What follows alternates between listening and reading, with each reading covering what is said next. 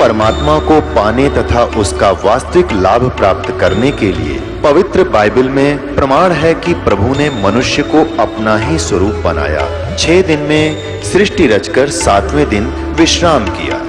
कुरान शरीफ में प्रमाण है कि हजरत मोहम्मद को खुदा स्वयं कह रहे हैं कि मैंने तुम्हें उस परमात्मा की महिमा बताने के लिए भेजा है। वो परमात्मा कबीर है जिसने 6 दिन में सृष्टि रची तथा 7वें दिन तख्त पर जा विराजा। उसकी खबर किसी बाखबर से पूछकर तो देखो। कृपया अवश्य सुनिए जगत गुरु तत्वदर्शी संत रामपाल जी महाराज के अमृत वचन।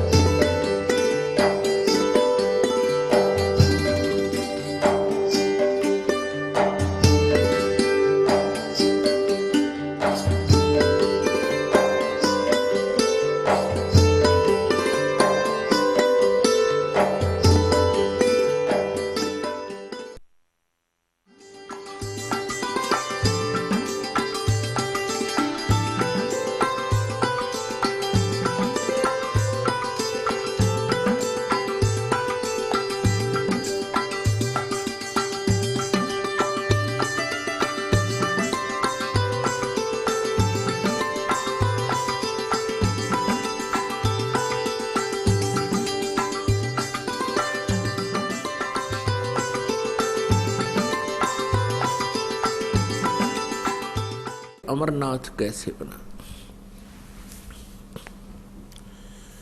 अब पार्वती से शंकर भगवान ने कहा कि ये ना सोच के मैं तुझे प्यार नहीं करता था, तू मर जाती थी, तेरी मृत्यु होती थी, मैं बहुत रोता था, टक्कर मारता रहता था तेरे वियोग में। तब पार्वती जी ने कहा कि हे भगवान, और साथ में ये भी शंकर भगवान ने कहा कि ये सभी सिर तेरे, ये जो टांग रखे हमने, तेरे सिरों की माला बना रखी है, जब तक तू दोबारा मुझे प्राप्त नहीं होती थी तब तक मैं इनको देख देख कर रोता रहता था।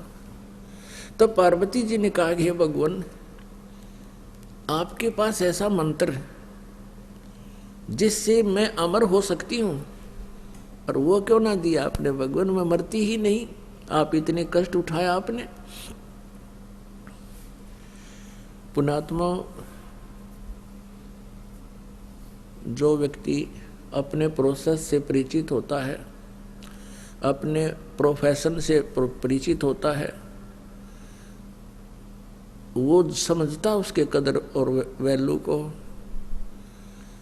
ये मंत्र ऐसे नहीं दिया जा सकता। तो भगवान शंकर ने कहा कि पार्वती, अभी तक तेरी आत्मा में इस मंत्र की चाह नहीं बनी थी, इच्छा नहीं बनी थी, प्रबल इच्छा नहीं। और जब तक इच्छा ना बने तो मैं तुझे बहुत कोशिश करता था। आपका याद भी होगी, मैं बहुत बार चर्चा चलाता था कि पार्वती, भगवान की भक्ति करनी चाहिए, परमात्मा की भक्ति से जीव का कल्याण होता है। लेकिन आप तो मेरी एक नहीं सुनती थी और क्या कह देती थी कि मुझे भक्ति की क्या आवश्यकता है, मुझे तो भगवान मिल गया। मैं भी चुप हो जाता था कि अब या आगे बात सुने नहीं। तो पार्वती, तो यहाँ क्या बताते हैं परमेश्वर कबीर देव जी, ये सब कथाएं हमें सुनाने के लिए, और निष्कर्ष क्या निकाल कर देते हैं, उसको सुनोगे तब आपकी आत्मा गदगद होगी। ये कथाएं तो आपने सुन रखी हैं, लेकिन तत्व नहीं निकाल पाया कोई संत। कबीर परमेश्वर की रजा से इस दास पे कृपा हुई है। तो जब तक हमें तत्व नहीं मिलेगा, जैसे जड़ी बूटियां रखी हैं, अच्छी अच्छी जड़ी बूटियां हैं, बनानी हमने आती नहीं, जड़ी रखी हैं, उनको बनाने की विधि हमें ज्ञान नहीं, खाने की ज्ञान नहीं, तो उनका क्या फायदा रखी हुई का। तो ये कथाएं जो हैं, ये जड़ी बूटियां हैं, अलग अलग रखी हैं, वैसे जड़ी हैं, इनको बनाकर औषधि बनाई जाती है। तो पुण्यात्माओं, जैसे समुद्र के अंदर समंदर में सीप होती है एक, जिसमें ये मोती बनते हैं। आपने देखे होंगे शंखले से हुआ करें शंख, इन ये तो ऐसा ही एक चपटा सा होता है, एक जीव होता है, उसका ऊपर का शरीर बहुत सख्त होता है और उसमें मोती कैसे बनता है, वो सीप जिस समय उसको चाह होती है, समुद्र में एक विशेष गर्मी पैदा होती है और उसके बाद फिर कुछ वर्षा के आसार बनते हैं। तो सीप जो है समुद्र में रहती है और ऊपर सतह पर आ जाती है। जब उसने मोती बनाना, जब उसमें मोती बनने की प्रक्रिया, उसके अंदर एक विशेष जिज्ञासा उत्पन्न होती है, चाह होते, अपने आप उसका मुंह खुल जाता है और ऊपर खुले हुए मुंह खुला हो, ऊपर से वर्षा हो जाती है समाती, यानी आसमान की, बादलों की। तो उससे वो थोड़ा सा नीर ग्रहण करके और मुंह बंद कर लेती है, उससे मोती बनता है। और उस सीप का मुंह खुला ना हो, चाहे सारा सामन बरस जा, मोती नहीं बन सकता। तो यहां परमात्मा बताते हैं कि पार्वती के अंतःकरण रूपी सीप का मुंह बंद था, नारद जी की प्रेरणा से वो मुंह खुल गया और भगवान शिव जी ने फिर उसमें वो मंत्र डाल दिया। तो भगवान शिव ने कहा कि पहले तेरी इच्छा नहीं थी और ये ऐसा अनमोल मंत्र है, मैं तुझे ऐसे बर्बाद नहीं कर सकता, और मैं तुझे दे भी देता, बता भी देता, तो तेरे जिज्ञासा थी नहीं, यो काम नहीं करता, ये व्यर्थ जाता। तो तब भगवान शिव ने कहा, पार्वती आज तेरा सीप का मुंह खुल गया, खुला है ये, और अब ये मंत्र दूंगा तुझे, पर ये ऐसा अनमोल मंत्र है, ऐसे स्थान पर दूंगा जहां कोई दूसरा जीव भी ना सुन ले। जहां पर अमरनाथ बना हुआ है वहां एक सूखा वृक्ष था, एक सूखा वृक्ष था, कोई पत्ता नहीं था, टहनी शेष थी, और वहां जाकर उसके नीचे बैठ गए भगवान शंकर और पार्वती। भगवान शिव जी ने हाथ से 3 ऐसी जोर जोर से ताली बजाई, इतनी आवाज हुई कि आसपास, इतना भयंकर नाद हुआ कि आसपास के कोई पक्षी वहां पर था वो उड़कर भाग गया, और कहीं अंडे भी थे आसपास के वृक्षों में, वो भी पक्षी बनकर उड़ गए। उसी वृक्ष की खोगर में एक थोथे स्थान पर में जो वृक्षों में हो जाता है, उसमें एक मादा तोते ने अंडे दे रखे थे। जो समस्त अंडे थे वो तो पक्षी बनकर उड़ गए, एक गंदा अंडा था वो शेष रह गया। भगवान शिव पार्वती जी को वो मंत्र सुनाने लगा। पुण्यात्माओं, आपको पता चलेगा आप कितने पुण्यवान हो। वो जो मंत्र पार्वती जी को मिला वो मंत्र आप जी को मिल रहा है, इसके बीच में ये किसी को न मिला, केवल कबीर परमेश्वर जी ने कुछ एक पुण्यात्माओं को दिया था, उनसे भी कह दिया था कि इसको अभी गुप्त रखना, नहीं तो काल के दूत इन मंत्रों को ग्रहण करके मेरी प्यारी आत्माओं को भ्रमित कर देंगे। अब यहाँ एक प्रश्न और है कि ऐसे स्थान पर मंत्र क्यों दिया भगवान शिव ने, और इसको गुप्त क्यों देते हैं। ये ऐसा मंत्र है, यदि ऐसे वैसे व्यक्ति को मिल जावे, वो इसका जाप साधना करके सिद्धि युक्त हो जाता है, और फिर वो ना जाने कितने जीवों को दुखदाई हो जाता है। पहले ये राक्षस क्यों बने, ये सभी भक्त थे, साधनाएं करते थे, गुरु होते थे। ये साधनाएं करते रहे लेकिन साथ में त्रुटियां भी करते रहे, नाम से खंडित हो गए।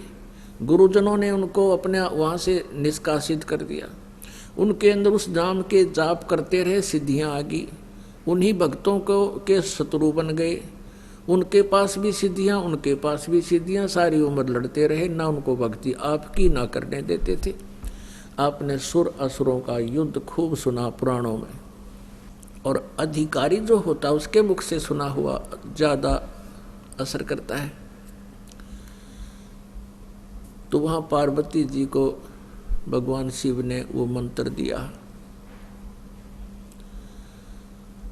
अब जो ही वो पार्वती जी को भगवान शिव जी कमलों की सतीथि बता रहे थे कि मूल कमल में गणेश जी का वास है। हमारा ये शरीर, कबीर परमेश्वर जी ने ये सब ज्ञान हमें दे रखा है, उसी का कुछ आंशिक ज्ञान शिव जी को था, क्योंकि उनको भी परमात्मा आकर मिले थे, उनको ज्ञान दिया था। तो हमारा ये जो बॉडी है, शरीर है, प्रत्येक प्राणी, मनुष्य का, स्त्री या पुरुष का, तो इसके अंदर चैनल लगे हुए, चैनल जैसे टीवी में चैनल होते हैं, तो ऐसे हमारे शरीर में बैकबोन है, रीढ़ की हड्डी जिसको बोलते हैं, उसके अंदर की साइड में एक बहुत ही सूक्ष्म वस्तुएं बनी हुई हैं, छोटी छोटी नाड़ियां हैं, आंतड़ी सी हैं। और इस जहाँ ये नीचे गुदा के पास जाकर के एंड होता है इस बैकबोन का, रीढ़ की हड्डी का, उससे 2 उंगल ऊपर अंदर की तरफ एक कमल बना हुआ है, गणेश जी उस वाला चैनल समझ लो। उसमें 4 पंखड़ी हैं, लाल रंग है, और उसका एक मंत्र है जो आपको दिया जाता है। इस मंत्र के प्रभाव से वो कमल चार्ज होता है, और चार्ज होने से फिर धीरे धीरे वो छोटी छोटी आंतड़ी सी हैं, वो धीरे धीरे उनके अंदर वो उकसने लगती हैं, जैसे ब्लेडर में हवा भरते हैं, फिर वो धीरे धीरे फूल जाता है, और पहले वो चिपका होता है। तो भक्तिहीन प्राणी के ये सभी यानी चैनलों के, कमलों के, ये सभी कमल जो हैं ब्लेडर की तरह खाली हो चुके हैं। पहले जन्म जन्मांतर में कुछ भक्ति की थी, वो सब समाप्त कर चुके हो। तो इस मंत्र से ये भर जाता है, दोबारा चार्ज होता है, इसमें हवा सी भर जाती है, ये चार्ज हो जाता है। तो बताया कि मूल कमल, फिर उससे 2 उंगल ऊपर स्वाद चक्र है, जहाँ सावित्री और ब्रह्मा जी का वो चैनल बोला जाता है, कमल है। अपुनात्मा, जैसे कोई भी कार्यक्रम कहीं हो रहा है स्टूडियो में, उस चैनल के, उसके टीवी चैनल के अपने कार्यालय में, और वहाँ से टीवी में दिख रहा है, ऐसे ही जैसे भगवान, जैसे श्री गणेश जी के लोक में जो भी क्रिया कार्य हो रहा है, उसको आप गणेश जी वाले चैनल को ऑन करके उसमें देख सकते हो। ऐसे ही सावित्री ब्रह्मा जी का एक लोक है जहाँ वो रहते हैं, उसमें जो कुछ भी हो रहा है उस के कार्यक्रम को, वहाँ की सब व्यवस्थाओं को आप इस सावित्री ब्रह्मा वाले स्वाद चक्र रूपी चैनल में इसको ऑन करके, चार्ज करके, इसमें या इसको फुल करके देख सकते हो, ऑन हो जाता है। फिर नाभि कमल है, जिसमें विष्णु जी और लक्ष्मी जी के लोक की सारी जो घटनाएं हैं, वहाँ सारा दृश्य वहाँ देखा जा सकता है। उसका एक मंत्र आपको दिया जाता है। फिर हृदय कमल है, यहाँ पर भगवान शिव के लोक में जो कुछ भी हो रहा है इसके अंदर हम देख सकते हैं, जब ये आपका ऑन हो जाएगा।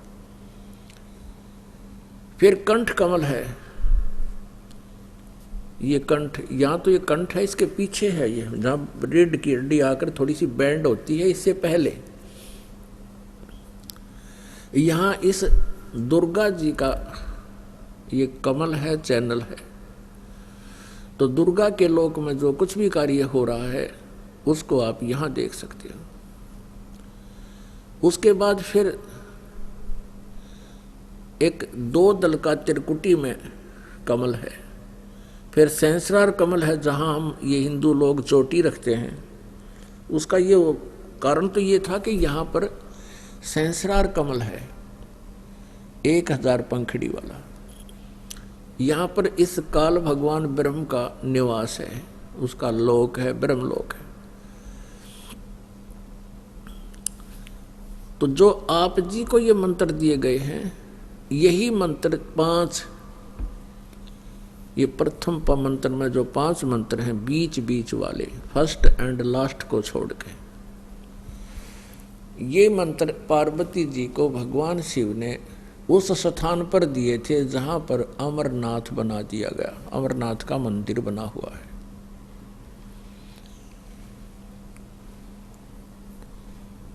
पुण्यात्माओं, पार्वती जी को वो मंत्र मिले, तड़फ के साथ वो जाप करने लगी।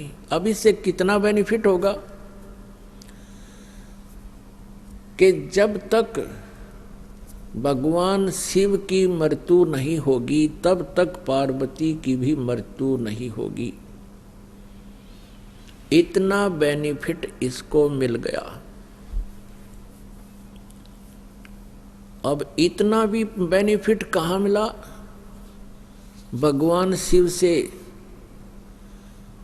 भगवान शिव ने वो मंत्र उसको कहाँ दिया? जहाँ आज अमरनाथ बना हुआ है। अब वही मंत्र अधिकारी व्यक्ति जिसको आदेश है ये नाम देने का, जहाँ पर भी बैठकर दे दे वही अमरनाथ हो गया। आपके लिए अमरनाथ ये बरवाला आश्रम है, वो मंदिर अमरनाथ नहीं, वो तो पार्वती के लिए तो था, बाकी तो वहाँ व्यर्थ में जाते हैं सिर्फ यादगार देखने के लिए। अपना आत्माओं, जैसे ये दास पहले सत्संग करते थे, नगर नगर में जा करके वहाँ टेंट लगाते थे और वहाँ श्रद्धालु भक्त भाई बहन भोजन बनाने के लिए ईंटों की भट्टियाँ बना लेते थे, चूल्हे बना लेते थे। आप भी भोजन खाते थे, आने वाली संगत के लिए भी प्रसाद बनाते थे, सत्संग होता था, श्रोता सत्संग सुनते थे और जिनको ज्ञान हो जाता था वो उपदेश दीक्षा लेते थे। तो उनके लिए, जो जिन्होंने वहाँ दीक्षा ली, उनके लिए वो अमरनाथ था जहाँ वो टेंट लग रहा था, वो अमरनाथ हो गया। वहाँ उनको वो अमोघ मंत्र मिल गया।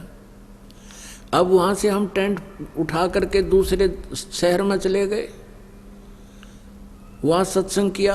पीछे से कोई जा कर के कहता है कि यहाँ महाराज जी ने सत्संग किया था, आजा दिखा के लाऊंगा।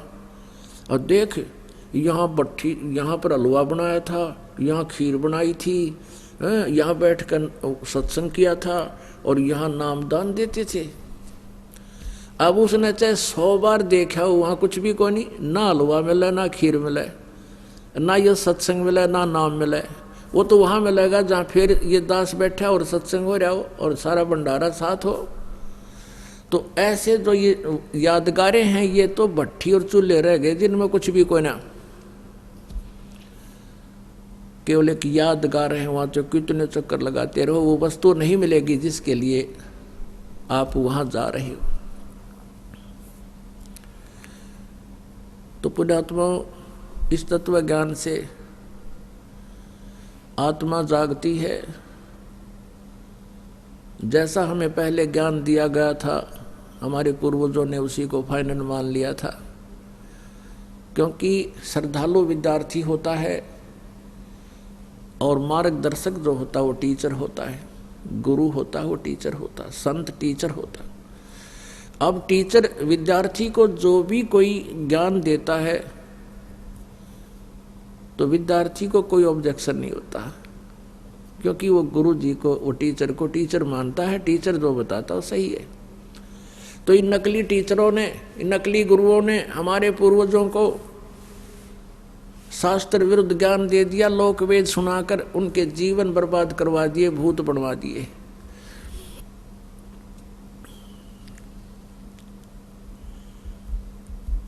पुण्यात्माओं, आपको थोड़ी सी वो अमर वाणी सुनाते हैं जो परमात्मा कबीर जी ने आदरणीय गरीबदास साहिब जी को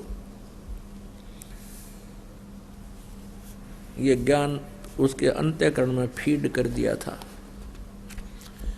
इसको सुनकर बड़ा आनंद आता है। शंखों दे धरी तन योनी, नौ तत के का बीज न भूनी, मोक्ष मुक्ति का लखा न भेवा, ब्रह्मे पुत्र व्यास सुखदेवा। अब सुखदेव ऋषि की उत्पत्ति कैसे हुई, इसका भी इसी से संबंध है।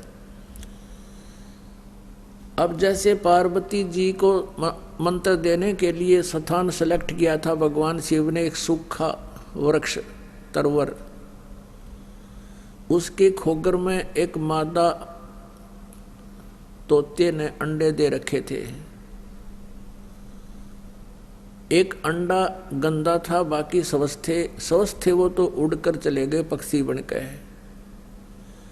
और एक अंडा जो गंदा था उसी में पड़ा रहा। भगवान शिव ने पार्वती जी को ये मंत्र सुनाना शुरू कर दिया कि मूल कमल में गणेश जी है, इसका ये जाप कर।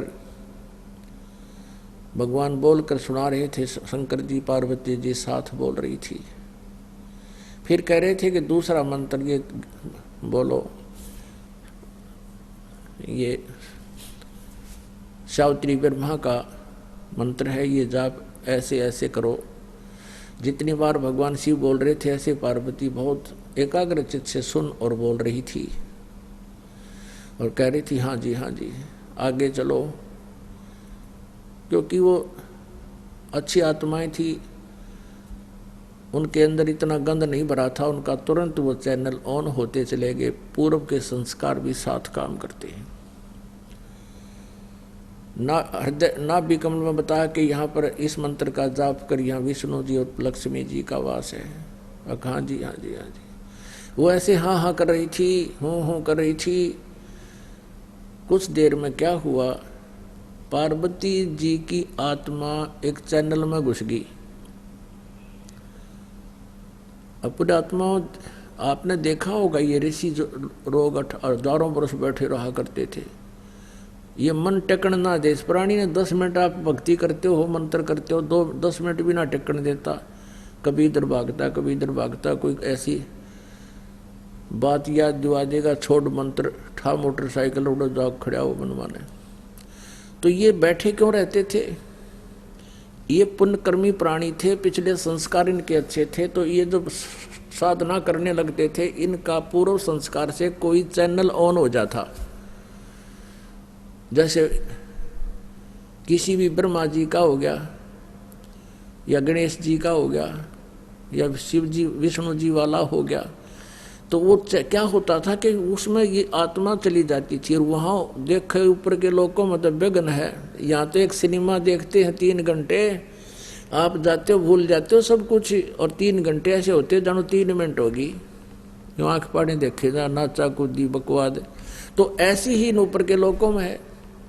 उन ऋषियों को पता नहीं था तो कि धक्के खा रहा है। वो देखो कि अप्सराएं नाच रही हैं, जैसे सोपन सा होता है, ऐसा समाधि हो जाती है इनकी। समाधि उसको कहते थे, समाधि लाग गई इसकी।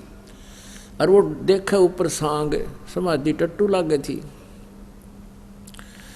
तो वहां आत्मा जाती है, उस लोक में घुस गई इस चैनल के माध्यम से।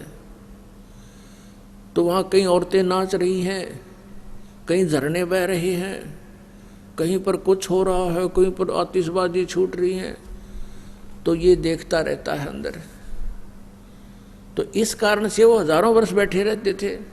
उस बैठने से उनका तप हो जाता था। और तप से सिद्धियां आ जाती थी। उन सिद्धियों से वह आंडी पाक गए। एक दूसरे ने, किसी ने दुख दे दें, किसी ने सुख दे दें अपनी कमाई तक। ऐसे होता रहता। ऐसे ही पार्वती जी का जो आत्मा थी वो चैनल में घुस गई और उसने नहीं पता शंकर जी के बोल रहे हैं। उधर से क्या देखा भगवान शिव ने कि पार्वती जी तो समाधिस्थ होगी और वृक्ष के अंदर से एक आवाज आ रही है, हूं हाँ, तो भगवान शिव ने देखा, जानते हैं। तो भगवान कबीर परमेश्वर जी ने ये ज्ञान दिया है अपनी प्यारी आत्मा गरीबदास जी को। उन्होंने फिर ये हमें बताया है।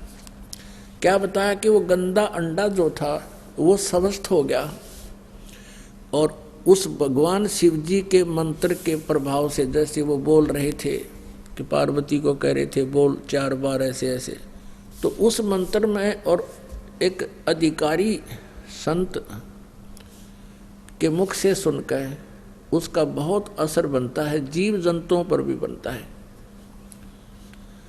तो वो गंदा अंडा स्वस्थ हो गया, और स्वस्थ होकर उसमें बच्चा बन गया इतने ही मंत्र से, और वो तोते का बच्चा ओंकारे वर्ण लग गया पार्वती के स्थान पर। तो भगवान शिव ने सोचा कि ये जीव, इस जीव ने मेरा मंत्र चुरा लिया, ये किताब बता देगा, इसको मारूंगा। इस उद्देश्य से उसको पकड़ना चाहा तो वो भी चार्ज हो गया था। वो पक्षी आकाश में उड़कर बहुत तेजी से भाग लिया। पीछे भगवान शिव जी, पार्वती वहां बैठी समाधि लाए। आगे वेद व्यास जी की पत्नी बैठी थी, उसने जमाई ली। पक्षी का शरीर छोड़कर वो आत्मा वेद व्यास की पत्नी के पेट में चला गया, शरीर में जमाई के माध्यम से, मुख से। और समय आने पर फिर वो संयोग हुआ उसका, फिर अंदर वो गर्भ में बालक बना। फिर सुखदेव रूप में वो महर्षि प्रसिद्ध हुआ, जन्मा। अपन आत्माओं, जैसे ये हमारे एक बीमारी ला रखी है इन नकली गुरुओं ने, कि जैसे आप जी का कोई भी घर का सदस्य मृत्यु को प्राप्त हो जाता है, फिर उसके शरीर को सभा करने के उपरांत, अंतिम संस्कार करने के उपरांत उसकी अस्थियों को गंगा में डाल कर आना कंपलसरी बना रखा है। क्यों बना रखा है, किस लिए? और ये कहते हैं तेरे पिता की गति नहीं होगी, तेरी माँ की गति नहीं होगी यदि वहां नहीं डाल का होगा। वहां फिर और ठग बैठे।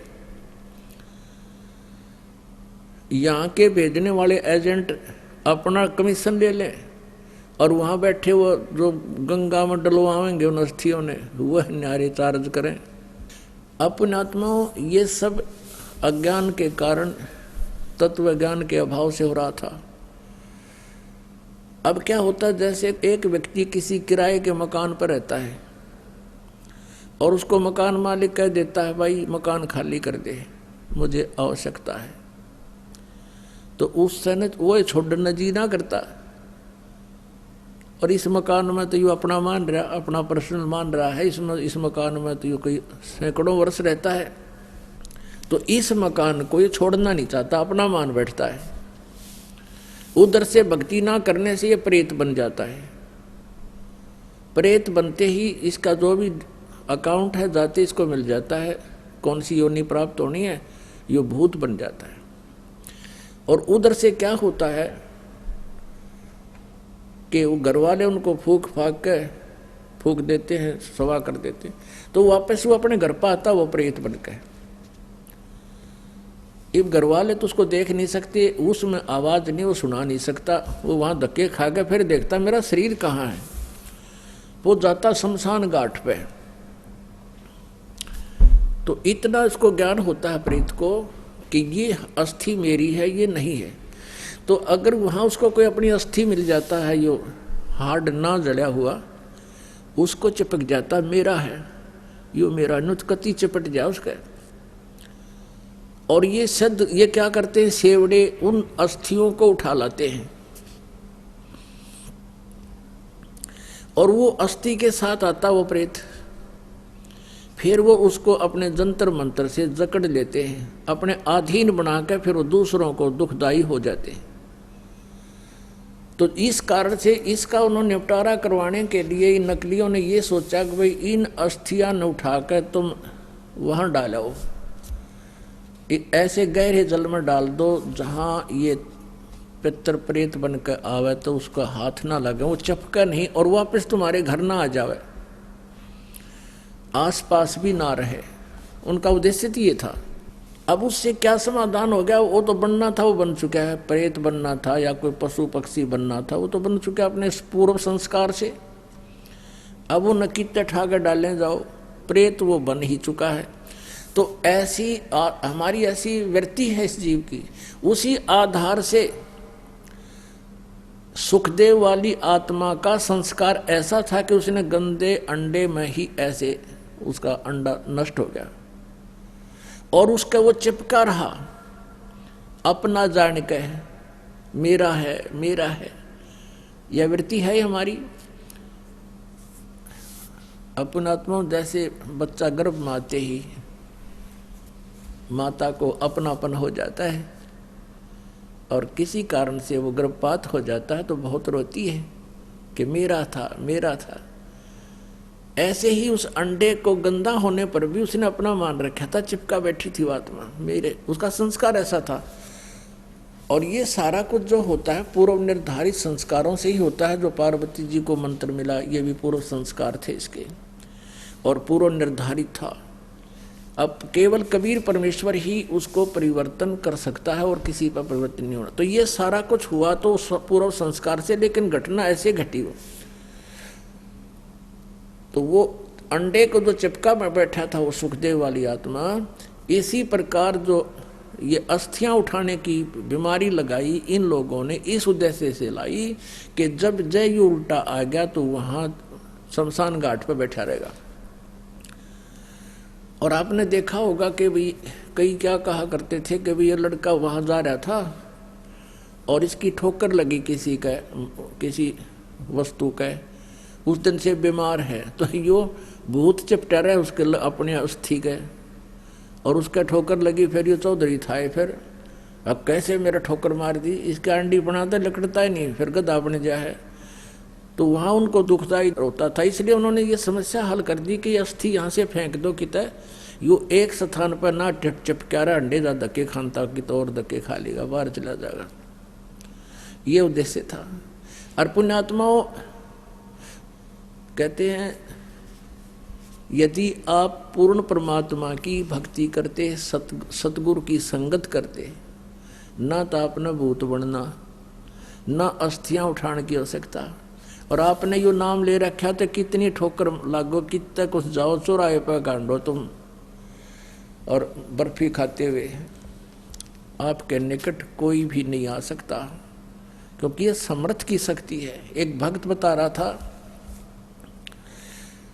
कि मैं अपनी किसान था वो, कि अपनी बहन के गांव में ससुराल में गया हुआ था, उनका ज़मीन ज़्यादा थी, मैं अपने बैल ले गया था उनकी खेत की जुताई करवाने के लिए, हेल्प करने के लिए। तो मेरी ड्यूटी उन्होंने दूसरे खेत में लगा दी और बहन का बटेऊ जो बहनोई था वो दूसरे खेत में अपना काम कर रहा था। उस खेत के पास में एक छोटा सा तालाब था, तलैया थी, जोड़ी थी, उसमें एक छोटी सी मंडी बना रखी थी। और कोई वहाँ पर एक 5 किलो एक बेली होती थी, 5 किलो गुड़ का एक ही आइटम बना दिया करते, पेड़ा सा इतना बारा, वो चढ़ा गया वहाँ। उस वो को पीर प्यार था, पीर की मड़ी थी। वो कहने लगा मैं बैलों को पानी पिलाने के लिए जब उस गया वहाँ तालाब में, तो मैंने देखा इतना गुड़ दरा बहुत सुंदर, मैंने वो उठा लिया, कुछ तो आप खाया, कुछ कूट छेद कर बैलों को खिला दिया, चारे में डाल दिया।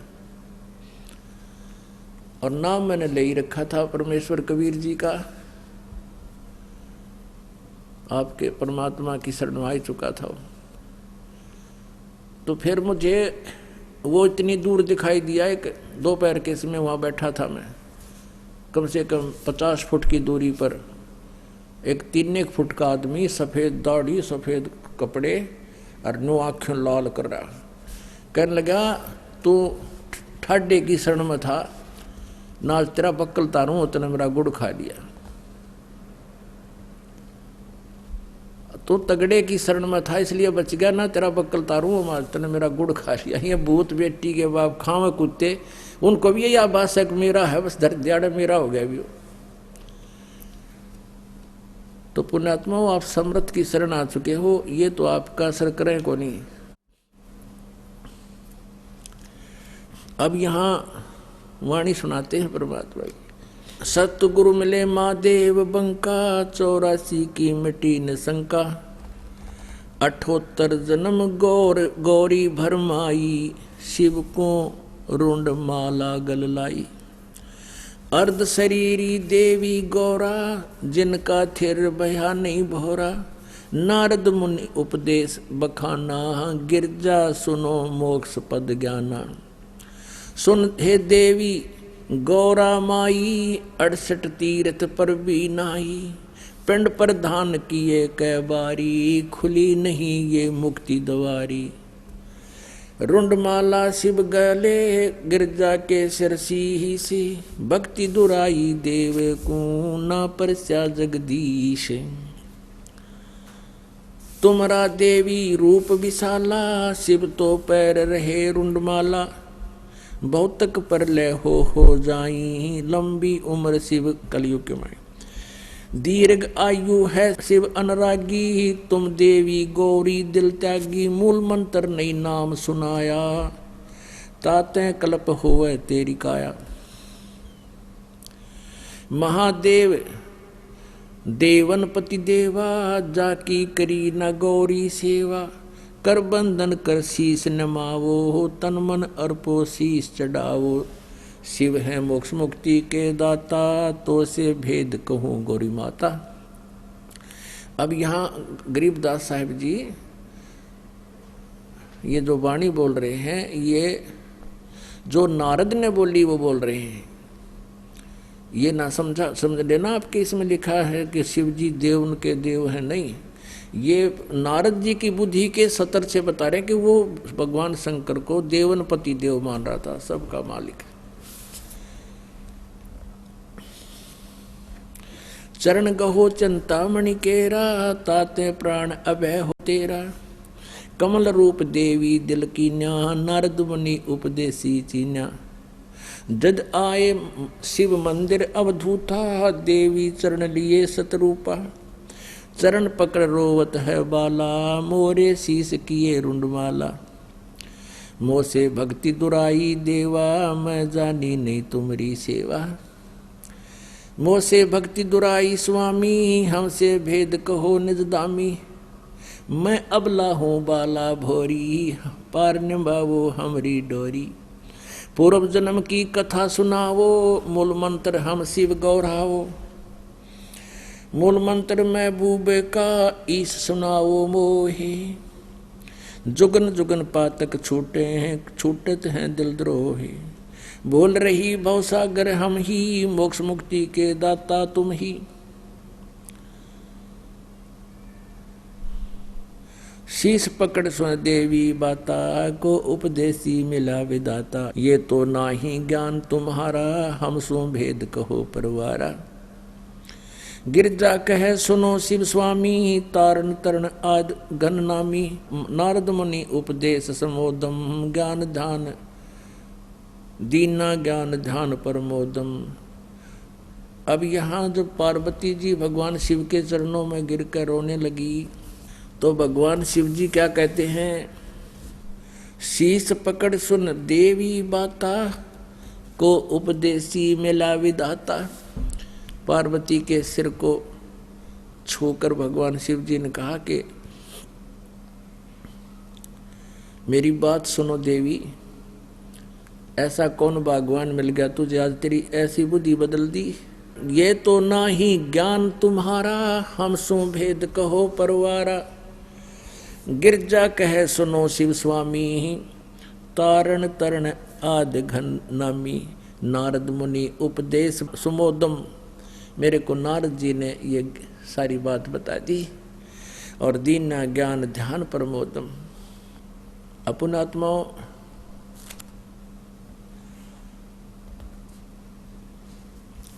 क्या बताते हैं भगवान शिव जी?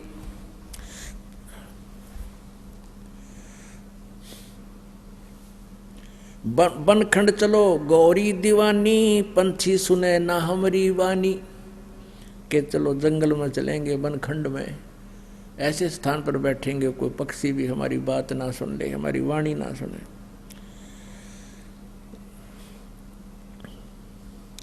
जहां एक सूक्या तरवरता क्या, शिव को आसन तहां वहां राख्या। जहां एक गंध अंड तिस माही, जिस जानत है समृत साई। बनखंड चलो गौरी दीवानी, पंछी सुने ना हमरी वानी। जब शिव कर से लाई तारी, उड़ गे पक्षी नर और नारी। अब क्या बताते हैं, आसन पदम लगाओ गौरा, मेर दंड सूदा कर भौरा। अब कहते हैं आसन पदम लगा पार्वती, और मेर दंड को, मेरुदंड भी कहते हैं इसी को, बैकबोन को, रीढ़ की हड्डी को, कि इसको सीधा कर ऐसे।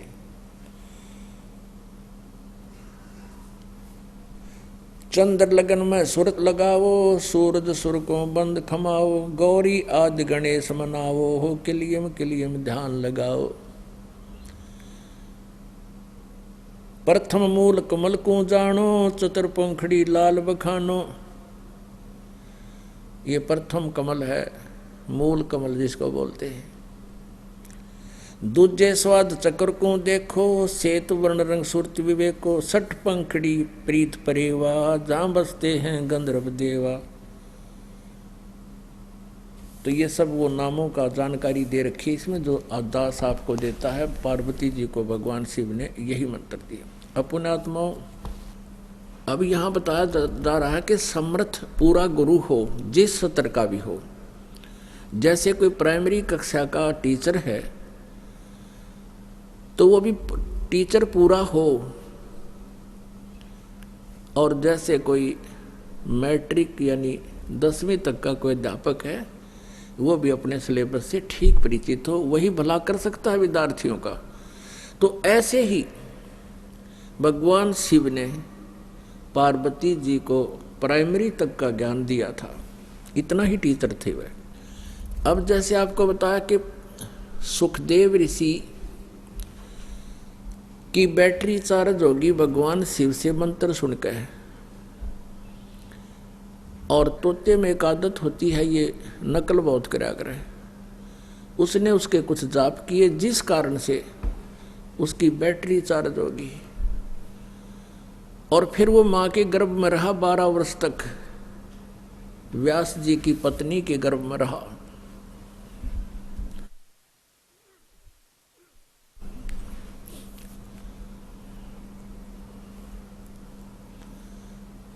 उधर से ब्रह्मा विष्णु और शिव जी को चिंता बन गई कि अभी 9 महीने के अंदर बच्चे का जन्म हो जाना चाहिए, और व्यास जी की पत्नी के गर्भ में सुखदेव है, वो आत्मा है एक, वो अभी बाहर नहीं आया है। और ये तो एक परंपरा बिगड़ जाएगी यदि माता गर्भ में, ये तो 9 महीने में दुखी हो जाती है बच्चे को, 9 महीने गर्भ में रखने में ही। 12 वर्ष तक माँ के गर्भ में बच्चे रहेंगे तो बहुत परेशानियां हो जाएंगी, परंपरा बिगड़ेगी। भगवान शिव गए फिर बाद में कि इन ब्रह्मा और विष्णु ने कहा कि आप ही ये काम कर सकते हो, उसको निकालो जाकर, और आप ही के कारण उसने ऐसा शरण मिली है, ऐसी शक्ति मिली है। भगवान शिव वहाँ गए कि व्यास की पत्नी तेरे पेट में मेरे ज्ञान का चोर है, मैं उसको खत्म करूँगा, मारूंगा। तो व्यास जी भी आ गए। व्यास जी ने कहा भगवान आओ, धन्य भाग हमारे, आपका आगमन हुआ। आप कैसे आए? सारी कहानी बताई कि इसने ऐसे ऐसे मेरा अमर मंत्र सुन लिया, ये अमर हो गया, और इसने धोखे से मेरे से ज्ञान सुन लिया, और मैं इसको मारूंगा, खत्म करूंगा, आपका गर्भ नाश करूंगा, आपकी पत्नी का। अब उसने कहा, व्यास जी ने कहे भोलेनाथ, एक तरफ तो आप कह रहे हो कि आपके मंत्र सुनकर इसने जाप कर लिया, जाप से ये अमर हो गया, अमर को आप मारोगे कैसे? अब शिव जी फेल हो गए। कहा भाई बात तो ठीक है। इतने में ब्रह्मा और विष्णु भी आ गए कि भाई शिव जी तो हो लिया फ्यूज। तब उन्होंने कहा कि भाई सुखदेव, तीनों ने मिलकर कहा सुखदेव तू बाहर आ जा। सुख माने तोता होता है, हे तोता राम तू बाहर आ जा, क्योंकि तोते के शरीर को छोड़कर उसमें गया था इसलिए इसको सुखदेव कहने लगे। तो सुखदेव ने कहा कि मुझे अब ज्ञान है, क्योंकि माँ के गर्भ में इस प्राणी को पिछला पूर्व जन्मों का और आगे क्या होगा इसके संग में सारा ज्ञान होता है। तो सुखदेव गर्भ से बोला कि भगवान मैं बाहर नहीं आ सकता। बाहर आते ही आप जी के तीनों के गुण या त्रिगुणमयी माया जीव को मोहित कर देती है, बेहोश कर देती। अब मुझे सब पता है कि मैं पिछले जन्मों में कितना कष्ट उठाया करता था, भक्ति ठीक बनी नहीं, मैं फिर बकवाद करके मरता रहा, असंग जन्म हो गए मैंने दुख पाते ने। अब मैं बाहर नहीं आऊं, मुझे डर लगता है। तुम अपनी एक शर्त पर आ सकता हूं, यदि आप तीनों के तीनों अपनी जो आपके अंदर से निकल रहे एक एक गुण की तरंग, इनको कुछ समय के लिए रोक लो। अब उन्होंने कहा भाई ये हमारे बस का भी कोई ना, हम इसको रोक लें। हम केवल एक सांस कुछ देर सेकंड के लिए रोक सकते, सेकंड के भी कुछ हिस्से के लिए, नहीं तो हमारा शरीर पाट जाए तो बीपी के ऐसा काम है, हम अधिक देर नहीं रोक सकते इस प्रभाव को, हमें भी मालूम है। तो सुखदेव ने कहा कि ठीक है कुछ सेकंड के लिए रोक दो। अब ब्रह्मा विष्णु महेश वहां से चले गए, वहां से उन्होंने कुछ सेकंड के भी कुछ हिस्से में उसको रोक पाए। इतने में सुखदेव बाहर आ गया, मां के गर्भ से जन्म बाहर निकल गया। अब व्यास जी देख रहे हैं कि पत्नी को कुछ पीड़ा हुई, बच्चा होने वाला है। सुखदेव निकला बाहर, एकदम 12 वर्ष की आयु का, बाहर आके एकदम शरीर बड़ा हो गया उसका, और अपनी और नाल कंधे पर डाल लिया और सुंडी का जेर लटका करे, जिससे माँ की नाभि से कनेक्शन होता है। व्यास जी कहने लगे बेटा ए पुत्र मेरी बात सुन, बेटा मेरी बात सुन। अब सुखदेव ने देखा भी नहीं अपनी माँ और पिता की तरफ, पीछे से ही बोल रहा है कि ऋषि जी एक लेवा एक देवा दूतम, कोई किसी का पिता नहीं पूतम। कहने लगे ना जाने कितनी बार तू मेरा बाप बन लिया, ना मेरा कितनी बार मैं तेरा बाप बन लिया व्यास जी। अब मुझे वो याद है, वो ताज़ा है सारी याद। अब मैं इस बीमारी में पैर ना दूं, ना दर्शन दिखाऊं ना देखूं, हो सकता मेरी ममता आप में हो जा, मैं फंस जाऊंगा। यूँ कह के वहाँ बैटरी चार्ज थी उसकी, आकाश में उड़ गया और कहीं दूर जाकर आप अपनी और नाल काट के और कपड़े अपना पेड़ की छाल लपेट के और लाग गया भक्ति करण बिना गुरु के।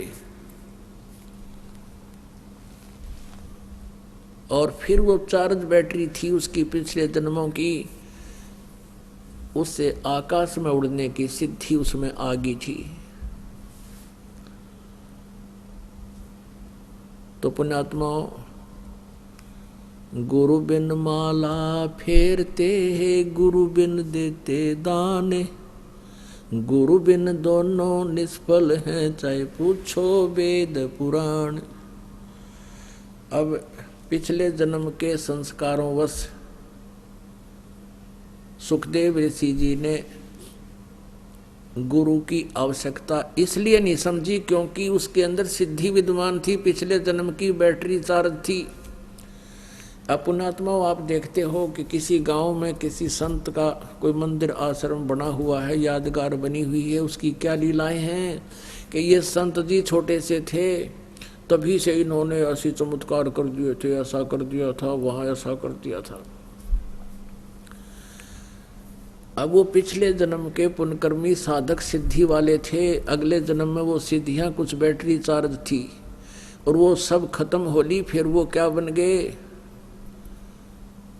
अब वो वहाँ भोग लगाते हैं, वो मंदिर में बैठ कर भूत बन गए, वो भूत बन गए।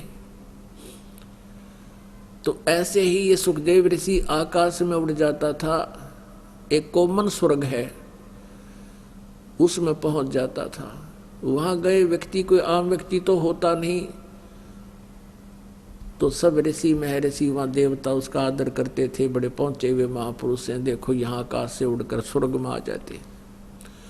इसी धोखे में एक दिन सुखदेव जी विष्णु जी के लोक में चला गया। विष्णु जी के लोक में जब ये पहुंचा तो इसने स्वर्ग में जाने की इच्छा व्यक्त की। वहां के स्वर्ग में, विष्णु लोक के स्वर्ग में। स्वर्ग क्या चीज है? प्रत्येक शहर में जैसे रेस्टोरेंट होते हैं, आजकल समझना बहुत आसान है, जैसे प्रत्येक शहर में सरकारी ये बने हुए हैं टूरिज्म, तो वहां केवल अधिकारी ही जा सकता है, अन्य नहीं जा सकता, उनमें रुक नहीं सकता। तो ऐसे उसने जाके अंदर जाना चाहा विष्णु के लोक वाले रेस्टोरेंट में, स्वर्ग में। वहाँ के नौकरों ने, पहरेदारों ने, पार्षदों ने पूछा, ऋषि जी आपका गुरु कौन है? अर्थात आप कौन से महकमे में अधिकारी हो? तो उसने कहा मेरा कोई गुरु नहीं है। तो उन्होंने कहा, पार्षदों ने, सेवादारों ने, कि आप प्रवेश नहीं कर सकते स्वर्ग में। भगवान विष्णु जी का आदेश है कि जो गुरु नहीं है, जिनका गुरु धारण नहीं कर रखे, हर गुरु भी अधिकारी हो, तब तक आप इसमें प्रवेश नहीं कर सकते। उसने जिद कर ली कि तुम अपनी बात बनाते हो, भगवान का आदेश नहीं हो सकता। मैं वहां भी जाता था, कोई नहीं रोकता था। उन्होंने कहा जी वहां नहीं रोकते होंगे, पर यहां रोका जाता है। तो कुछ देर के बाद उसने कहा मुझे विष्णु जी से मिलाओ। अंडी पाक के गया था वो तो यूं कि भगवान विष्णु मुझे सीने से लगाएंगे और कहेंगे वाह वाह ऋषि, देखो कहाँ से उड़कर आकाश में उड़ के आ गया। यूं आना को आम व्यक्ति थोड़ा आ सकता है, उसकी अपनी सोच थी। पार्षदों ने जाके भगवान विष्णु से कहा कि हे भगवान, एक सुखदेव नाम के ऋषि आए हैं और वो प्रवेश करना चाहते हैं रेस्टोरेंट में, यानी स्वर्ग में। आपका क्या आदेश है? विष्णु जी ने कहा तुमने रोका क्यों उसको? कि जी उनका कोई गुरु नहीं है। तो भगवान विष्णु ने कहा फिर ठीक है, फिर नहीं प्रवेश करने देना। तो पार्षदों ने कहा, पहरेदारों ने कहा, भगवान वो जिद लगाए बैठा है कि मैंने तो प्रवेश होना ही, या गुरु विष्णु जी से कहलवा दो, जैसे आपकी आज्ञा। विष्णु जी बाहर आए अपने महल से। सुखदेव जी ने तो ये सोचा था भगवान बड़े खुश होंगे, सीने से लाओगे। और भगवान विष्णु ने बाहर आते ही कहा कि ऋषि जी यहाँ किस लिए आए तुम? पुणात्माओं, सामने वाले के बोली से पता लग जाता है ये किस भाव से बात करे। तो सुखदेव जान गया भगवान का मूड ठीक नहीं। तो कहा कि भगवान मैं स्वर्ग में कुछ समय रुकने के लिए आया था, इन्होंने आपको क्यों तो भगवान ने कहा विष्णु जी ने कि क्यों रोक दिया तेरे को, इन्होंने अंदर प्रवेश क्यों नहीं होने दिया? कि ये कहते हैं तेरा गुरु नहीं है, इसलिए प्रवेश निषेध है। तो भगवान विष्णु ने कहा कि ऋषि जी क्या आपने कोई गुरु नहीं बना रखा? नहीं जी, मैंने कोई गुरु नहीं बनाया, मुझे आवश्यकता ही नहीं है। तब भगवान विष्णु ने कहा कि ऋषि जी ये तेरी महान भूल है। जब तक आप गुरु नहीं बनाओगे आपका पिछले संस्कार समाप्त हो जाएंगे, भविष्य का कुछ बनेगा नहीं, आपको बहुत हानि होगी। और ये हमारा नियम है, बिना गुरु के नुग्रे व्यक्ति को यहाँ आना भी अलाउड नहीं है, तो आ भी गलत गया। तब उसने समझ लिया भी भगवान ने कहा आदेश हो गया, अभी तो फाइनल बात है यार।